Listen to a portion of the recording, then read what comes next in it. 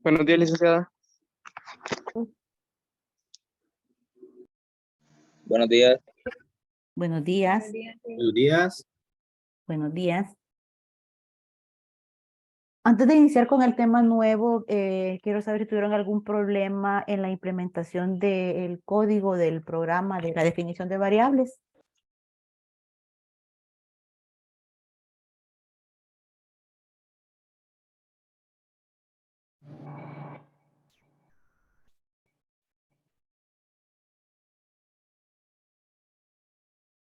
Ok. Entonces iniciemos con el tema. El nuevo tema se llama funciones y procedimientos. El código del programa que vamos a estar utilizando ya está en el aula virtual. Pero antes de pasar a ese código, les voy a mostrar un código en Paint, porque funciones y procedimientos trata sobre una forma de programar diferente a la que hemos estado viendo. En metodología, ustedes programaron en una forma secuencial. Aquí miran un pseudocódigo en Paint. Secuencial significa uno después de otro. Entonces, ¿qué es un código secuencial? Pues es un código en el cual las instrucciones completas que conforman el programa se ejecutan una detrás de otra. Significa que yo tengo el inicio de un programa y tengo el final de un programa. Y que todo lo que está contenido entre ese inicio y ese fin son las tareas que este programa va a realizar para llegar a un o varios resultados. Y estas tareas que se plasman en instrucciones se ejecutan una después de la otra. Entonces estamos acostumbrados a ver que tenemos un bloque en donde nosotros definimos las variables. Tenemos otro bloque donde damos entrada de datos. Y después de la entrada de datos viene todo lo que es el proceso, que si hay operaciones aritméticas, que si hay instrucciones de decisión, etc. Y por último tenemos el bloque de las instrucciones de salida, la información que mostramos al usuario. Y nos acostumbramos a programar o colocar el código en esa secuencia o en esos bloques. Primero definir variables, después la entrada de datos, después el proceso, después la salida de datos. Y cuando nosotros le damos a ejecutar, por la forma en como nosotros colocamos el código, las instrucciones se van ejecutando una después de otra. ¿Qué significa? Que yo primero voy a ver en pantalla este rótulo, después hago lectura de ese dato, después voy a ver en pantalla este rótulo, hago lectura de ese dato, etcétera. Una después de otra hasta llegar a la última instrucción. Ese es el enfoque secuencial. Ahora, en el nuevo enfoque que nosotros vamos a ver, que son el de las funciones y procedimientos, que ambas pertenecen a lo que se conoce como subrutinas, ya el asunto cambia. Entonces ya no consideramos que las instrucciones se van a ir ejecutando una después de otra dentro de un único programa.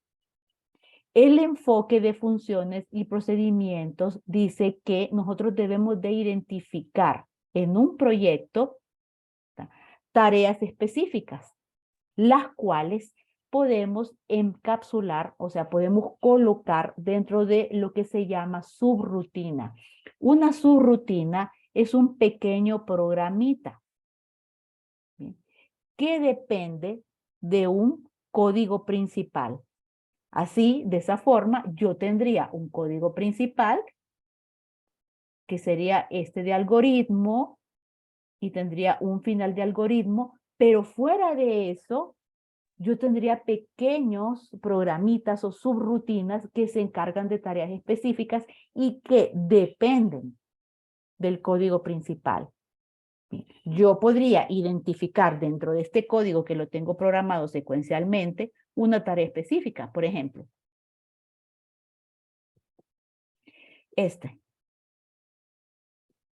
Veo que esa estructura de decisión tiene una finalidad, porque está evaluando la misma variable, el tipo de turno.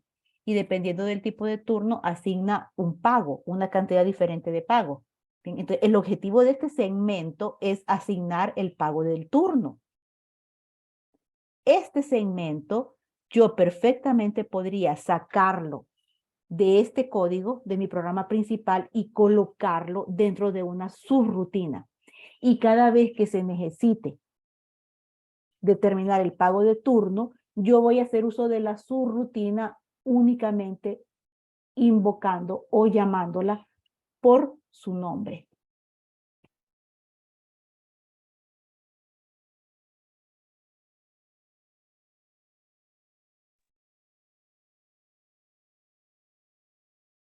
El concepto es prácticamente el mismo que con las funciones que están incorporadas en cualquier software que ustedes utilicen, cualquier software, sea que yo esté en Excel, que utilice funciones matemáticas o financieras, ¿verdad? Entonces lo que estoy haciendo cada vez que utilizo una de esas funciones es invocar a una subrutina.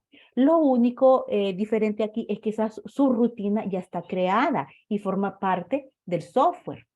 Lo que vamos a aprender ahora es a crear nuestras propias subrutinas. Permítame.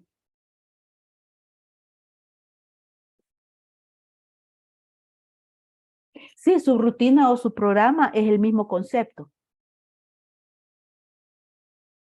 Y podemos ir más allá, a lo que se conoce como reutilización de código.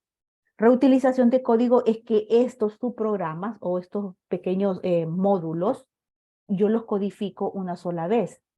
Bien, los puedo guardar dentro de un sistema de información, de una aplicación. Un sistema de información o aplicación no es solo un programa, es un conjunto de proyectos, de programas que interactúan entre sí, ¿verdad? Y nosotros podemos dividir, esa aplicación en módulos. Dentro de todos esos módulos que forman la aplicación, yo tal vez necesite que una misma tarea se ejecute en varios puntos o en varios módulos. Ahora, no voy a ir y en cada uno de esos módulos empezar a escribir código para realizar exactamente la misma tarea. No, yo codifico una sola vez, pero ese código lo coloco dentro de un subprograma y cada vez que yo en puntos diferentes de mi aplicación ocupe esa tarea, voy a utilizar el subprograma codificado una sola vez, pero pudiéndose utilizar en diferentes puntos de una misma aplicación.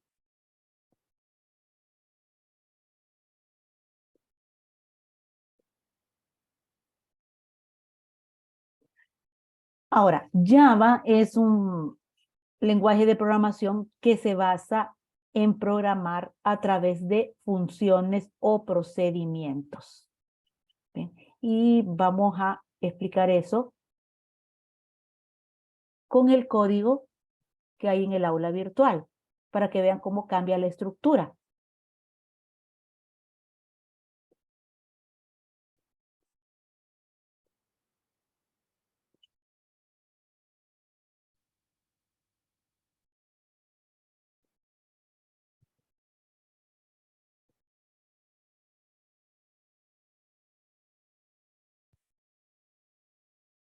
Este es nuestro segundo programa en Java, pero ya difiere un poquito del que vimos en la definición de variables. Ya les digo qué es lo que cambia. Siempre tengo mi public class y siempre tengo el public static void main. Main significa principal. Entonces, este public static void main hace las veces de mi programa principal. Aquí ya entra el concepto de dividir las tareas y colocar cada tarea dentro de un subprograma.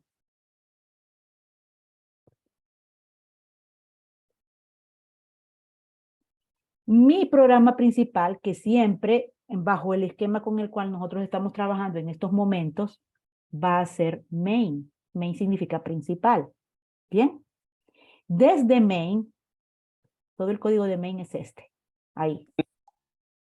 Desde main yo puedo invocar la realización de varias tareas. No significa que main tenga el código para realizar esas tareas.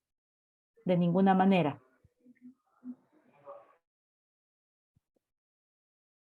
Invocar significa que va a llamar a un subprograma, similar a cuando yo estoy utilizando una calculadora y utilizo cualquier función matemática.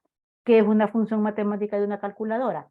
Bueno, yo estoy llamando a un programita que está almacenado dentro de la calculadora que ejecuta una serie de instrucciones para darme a mí un resultado. A eso me estoy refiriendo. Que si voy a calcular un porcentaje, cuando presiono la tecla de porcentaje que estoy invocando, hay una rutina dentro de la calculadora que ya tiene codificado cómo se calcula un porcentaje. Entonces yo estoy llamando a esa subrutina, ¿ven? Porque la quiero utilizar, la quiero ejecutar. Entonces el código acá, el código principal, lo que va a hacer es llamar a esos subprogramas cuando los necesite. Ese código de esos subprogramas, y recalco, no va a estar incluido dentro de la función principal main. Ese código de esos subprogramas tiene que estar fuera de la función main. Dependen de main, ¿bien? Pero no están dentro de main. Si lo que yo tengo sombreado es el código principal, ¿cuál es el código que está después que no tengo sombreado? Miren, este es el final de main. Aquí ya cambia conforme al primer ejemplo, porque en el primer ejemplo de definición de variables yo tenía el public static void main, abría el código de main, programaba todo, después cerraba llave, cerraba main, cerraba public class y ahí murió el asunto. Aquí no. Aquí después del final de main yo tengo más código. Esto de aquí. Y la última llave corresponde al final de public class, o sea, al final de esto. Así que public class puede englobar a el programa principal, o sea, main, y puede englobar a subrutinas, ya sean funciones o procedimientos. Estamos viendo que yo aquí tengo dos subrutinas. Distingo este segmento y este segmento de acá. ¿Bien? Entonces, esa es la estructura que vamos a estar utilizando de ahora en adelante. A programar, ¿verdad? Dividiendo las tareas y colocándolas en funciones o procedimientos. Voy a utilizar la pizarra para explicar o para definir qué son estas funciones o procedimientos.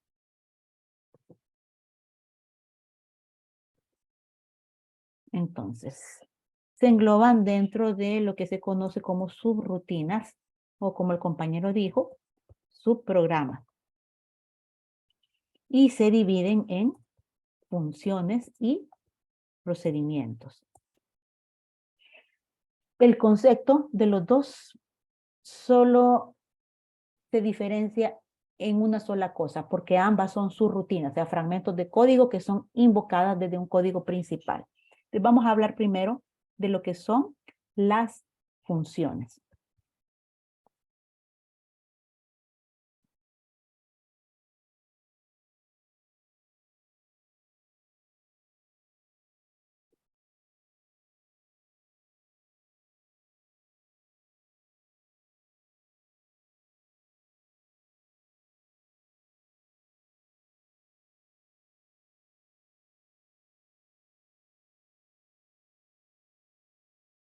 Bien, una función se puede definir como la subrutina que ejecuta una serie de instrucciones, esto con el propósito de obtener un resultado.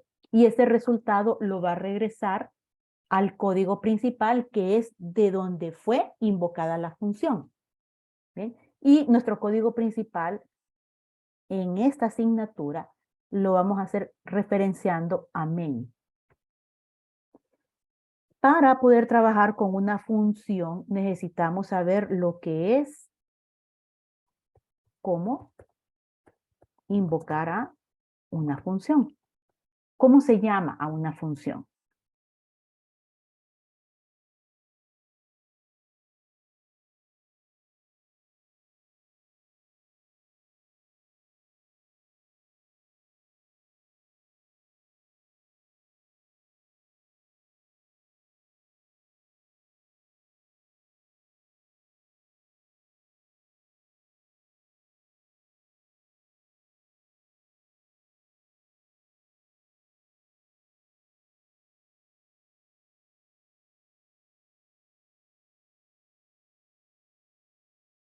Entonces, revisemos eso. Dice, ¿cómo invocar o llamar a la función? Siempre, para fines de esta asignatura, la vamos a llamar dentro del código principal. O sea, nuestro código principal es el public static void main. ¿Bien? ¿Cómo la vamos a invocar? La función, pues, tiene que tener un nombre. Y con ese nombre nosotros la vamos a invocar. O sea, vamos a escribir el nombre de la función.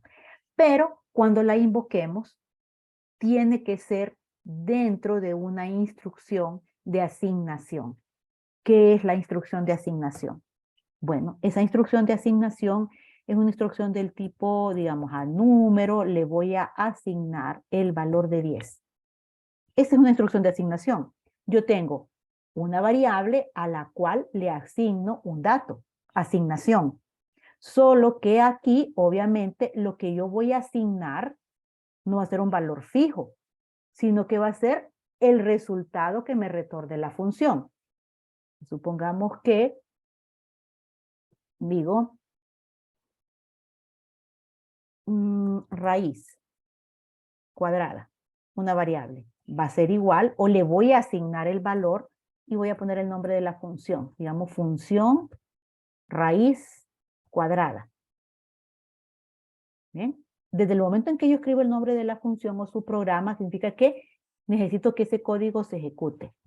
Y después viene lo que se conoce como una lista de parámetros. Perdón, aquí son argumentos.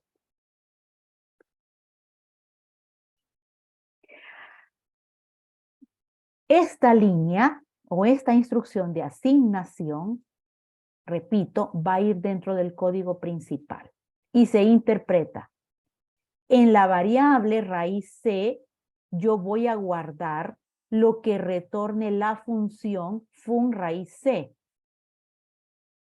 Y esto de aquí, la lista de argumentos, se refiere a los datos que yo le estoy proporcionando a la función para que pueda trabajar. ¿Bien? Ahora, pensemos que estamos en la calculadora y vamos a sacar la raíz cuadrada. La función ya está incorporada en la calculadora. ¿Bien? ¿Qué necesitan ustedes para calcular la raíz cuadrada? En la calculadora.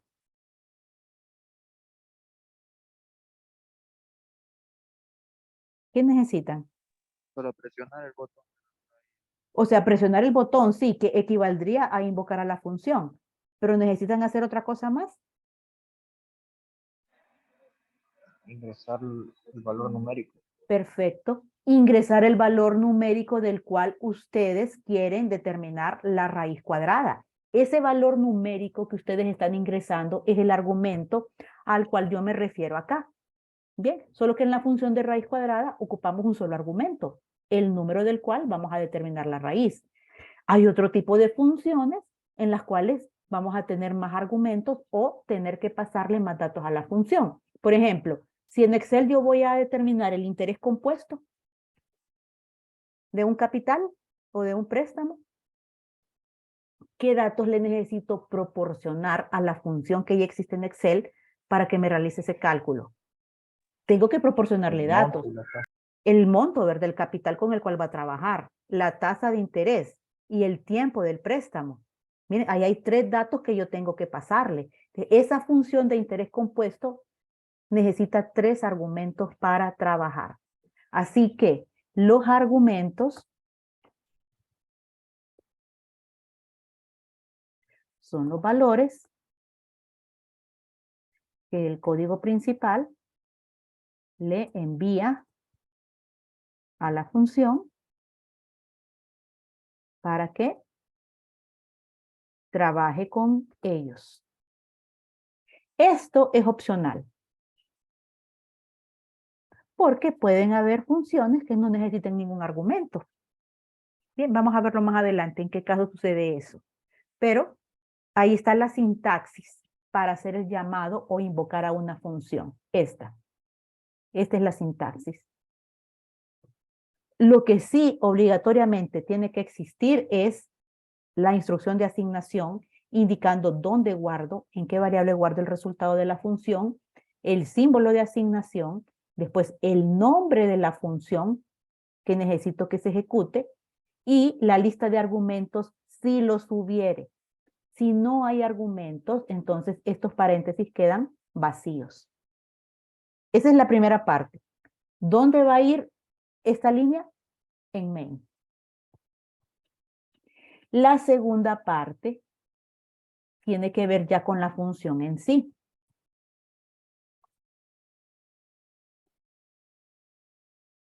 Con el cuerpo de la función.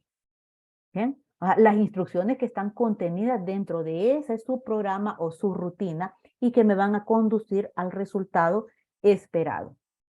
Entonces acá vamos a distinguir entre esas instrucciones y lo que se conoce como el encabezado de la función.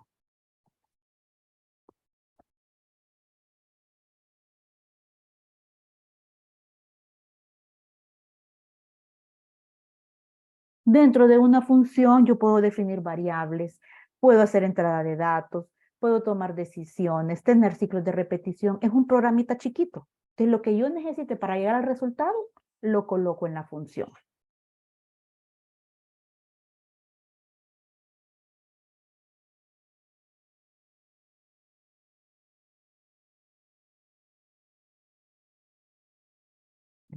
Lo primero que vamos a hacer es definir el encabezado de la función.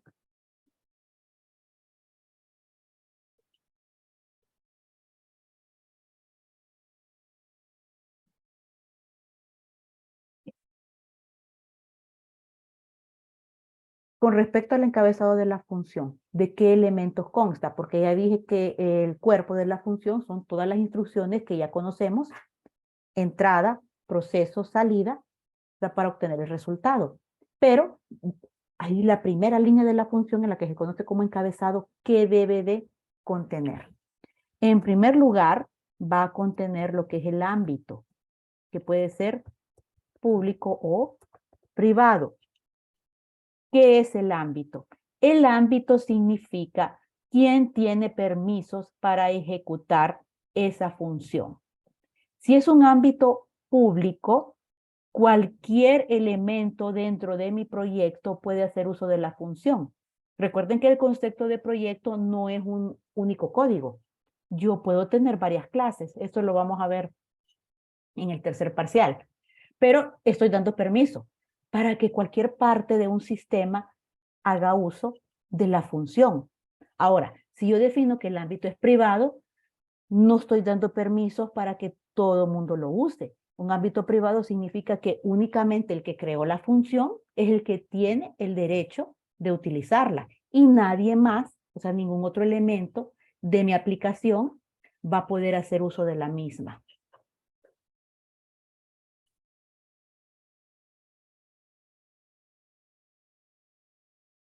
Ahora, esta palabra static, y la puse así fija, porque hasta el tercer parcial que entremos a programación orientada a objetos, vamos a comprender con más detalle qué es lo que significa. Pero una función estática se limita a la clase donde está definida. Y como ahorita nosotros estamos programando, en un solo public class, entonces por eso la estamos definiendo como estática.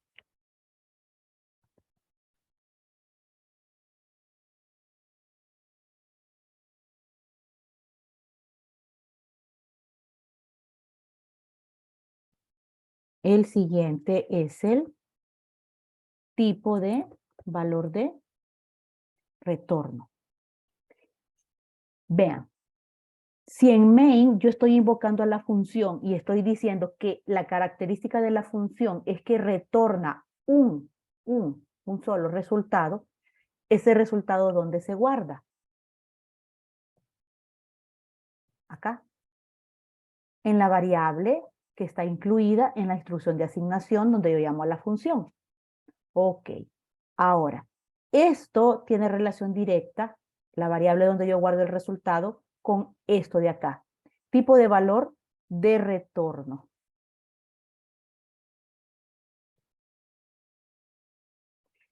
Por ejemplo, si esta fuera un float, o sea, la variable donde yo voy a guardar lo que retorne la función es un float, yo tengo que decir en el encabezado de la función que la función retorna un valor de tipo float.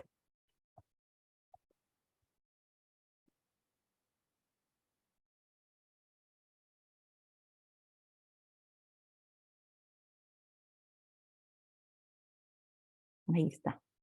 Después, el siguiente elemento es el nombre de la función. O sea, en el encabezado yo escribo el nombre de la función. Que obviamente, si yo aquí le puse a la función fun raíz, en el encabezado voy a utilizar el mismo nombre, porque es un identificador. Me sirve para identificar específicamente esa subrutina. Y por último,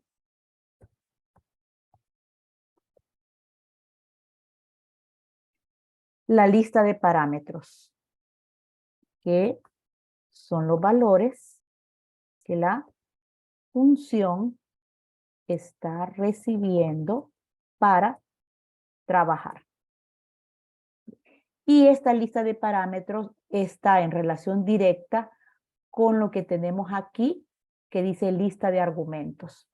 Si la lista de argumentos se refiere a los valores que nosotros le damos a la función para que trabaje, obviamente la función está recibiendo esos valores. Cuando la función recibe esos valores, ya no se le llama argumentos, se le llama parámetros. ¿Bien? Si en el caso de la función del interés compuesto, cuando yo llamo a la función de interés compuesto, le estoy pasando el capital, el porcentaje de interés y el tiempo del préstamo, ¿bien? ¿Qué datos está recibiendo la función? ¿O le está recibiendo esos mismos datos? Los mismos exactamente. ¿Bien? Entonces debe de existir una concordancia que también ya vamos a ver cuáles son los requisitos para trabajar con argumentos versus parámetros. Pero en general esos son los elementos que vamos a estar utilizando para el encabezado de una función. Después del encabezado ya nosotros empezamos a programar. Revisen, por favor.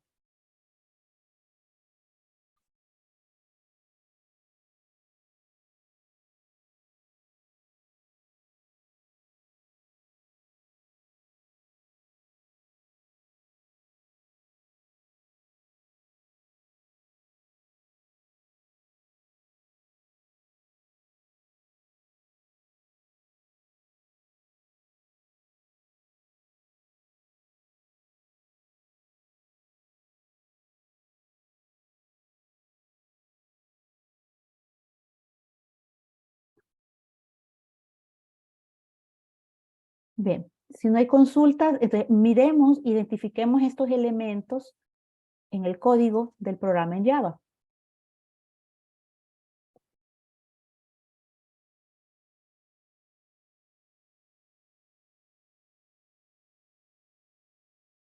Entonces, como habíamos mencionado, tenemos nuestro programa principal, nuestro código principal, que es main, y después vamos a listar el cuerpo de las funciones, que yo en este ejemplo tengo dos. Aquí hay una primera función y aquí tengo una segunda función.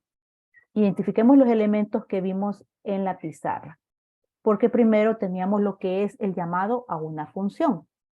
Bueno, el llamado a una función se hace desde main. Son dos funciones. La primera función que estamos invocando, aquí está la línea. Vean que es una instrucción de asignación.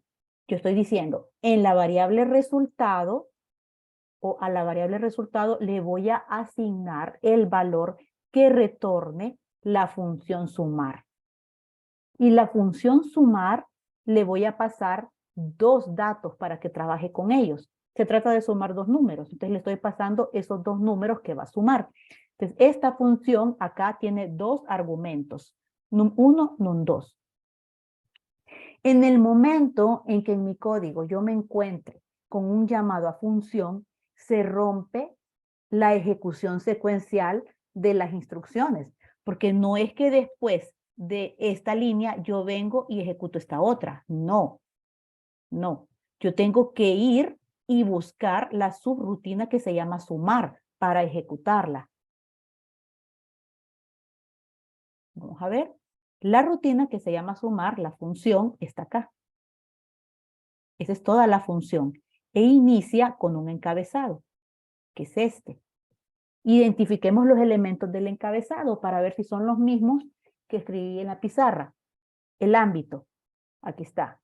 Tiene ámbito privado. Es estática, aquí está. Hace referencia con la palabra static. El tipo de valor de retorno, aquí está. Es una función que va a retornar un valor de tipo entero. ¿Por qué va a retornar un valor de tipo entero? ¿Por qué puse int? Bueno, ¿dónde se va a guardar el resultado que envíe la función? En esta variable, resultado. Y esta variable resultado es una variable de tipo entero. Hay una concordancia entre lo que yo pongo acá y el tipo de variable a donde yo voy a guardar el resultado de la función. Tiene que concordar los tipos, si no me va a dar un error de compilación. Entonces ahí está el tercer elemento. Después tengo el nombre de la función, sumar. Miren, con ese mismo nombre yo llamé a la función. Y por último tengo la lista de parámetros.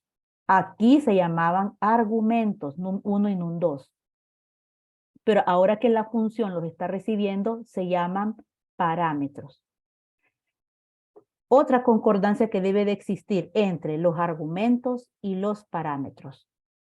Si yo le estoy enviando dos argumentos, obviamente la función recibe dos parámetros. Entonces, a igual número de argumentos, igual número de parámetros. Primera regla. La otra es la secuencia o el orden, mejor dicho, el orden. Si este es el número 1, también voy a colocar el número 1 acá. Si es el número 2, yo voy a colocar aquí el número 2. Ahorita que es una suma, pues no influye, porque en una suma, si yo digo 5 más 3, es lo mismo que decir 3 más 5. Pero esos son los menos de los casos. Vale, sigamos con el interés compuesto. Si yo en el interés compuesto, cuando llamé a la función, le dije el capital es 50,000, el interés es 12% y el plazo son 2 años. Miren en qué orden estoy poniendo los argumentos. Pero cuando yo reciba esos datos en la función, estoy diciendo, ah, no, el primer parámetro es el interés. No, porque el argumento que escribimos arriba, el primero fue el capital, 50,000. Entonces yo no puedo decir que en la función el primero que estoy recibiendo es el interés, porque entonces diría un interés de 50,000%. Hay que respetar el orden. Y lo otro que hay que respetar es el tipo de dato. Si estos dos, num1 y num2, argumentos son variables de tipo entero, que aquí están definidas, tiene que existir una declaración de datos de los parámetros. Miren, int num1. ¿Por qué pongo int?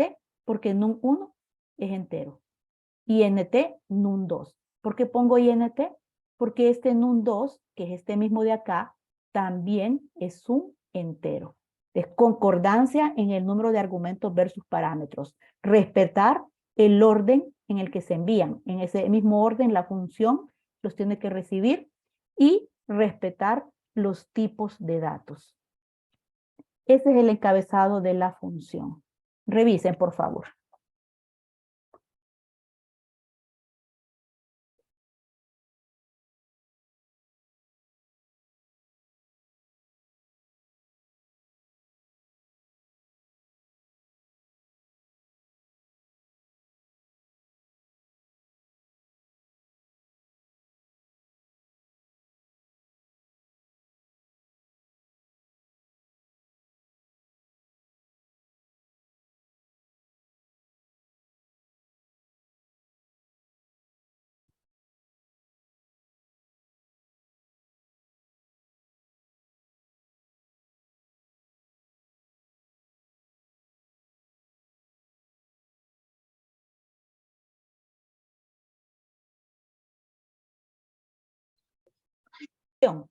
Habiendo explicado ya el encabezado, Vamos con el cuerpo de la función. Miren que después del encabezado yo abro llaves porque estoy indicando inicio de las instrucciones que le pertenecen a la función sumar. Al final de la función, obviamente voy a cerrar llaves porque es el final de las instrucciones que le pertenecen a la función sumar.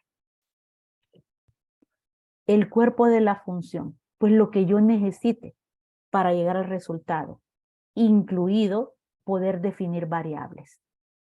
Aquí estoy definiendo una variable, tengo una operación aritmética, estoy sumando los dos números y lo estoy guardando en esa variable que acabo de definir. Con esa única instrucción yo ya llegué al resultado. ¿Qué me queda?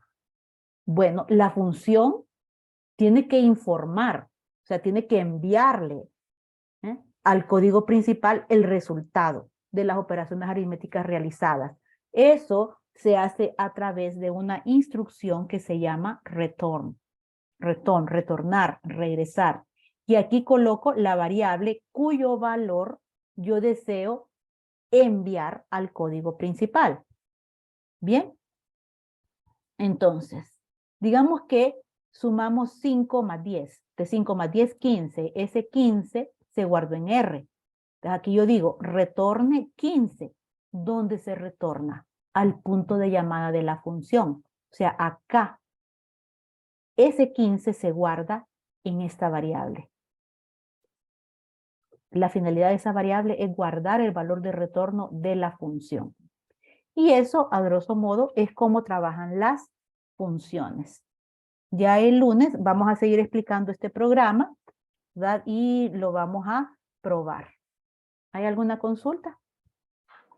Sí, y si donde dice return R, Ajá. en vez de R se le pone resultado, ¿qué sucede?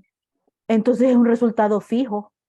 Si usted pone retorn 15, aunque usted venga y después lea otros dos números, siempre va a retornar 15. El resultado de la operación aritmética es una variable, no un valor fijo.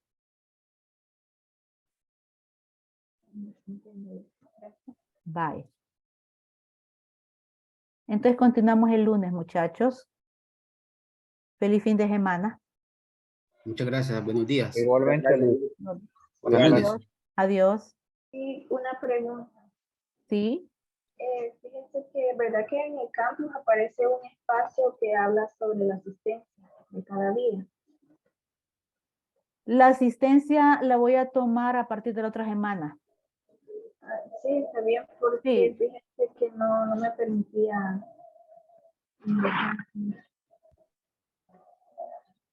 A partir de la otra semana que ya haya finalizado adiciones.